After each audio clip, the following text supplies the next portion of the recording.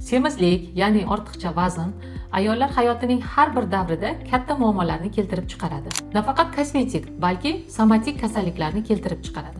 Hozir men sizlarga bularning bir nechtasini sanab o'taman. Hozirgi kunda bepushtlikning asosiy sababchilaridan biri bo'lgan tuxumdonlar polikistozning asosida ham noto'g'ri ovqatlanish, kam harakatlik va semizlik turadi. Ortiqcha vaznli homiladorlarda qon bosimining ortishi, qandli diabet, eklamsiya, preeklamsiya rivojlanishi, tug'ruq kuchlarining sustligi, yetarlicha kuchlanib bera olmaslik va natijada makrosamik, ya'ni ortiqcha vaznli chaqaloqlarning tug'ilishi ko'plab uchraydi. Klimakterik davrdagi ortiqcha vaznli ayollarda klimaks belgilari kuchliroq namoyon bo'ladi. Bundan tashqari, qon bosimining ortishi, qandli diabet, yurak ishemik kasalliklari ko'plab uchraydi. Yog' hujayralarida ishlab chiqarilgan estrogenlar, ya'ni radikal estrogenlar ta'sirida bachadon hamda ko'krak saratoni xavfini oshiradi. Keyingi videoda doimiy kichik odatlar bilan samarali vazn yo'qotish haqida tavsiyalar berib o'taman.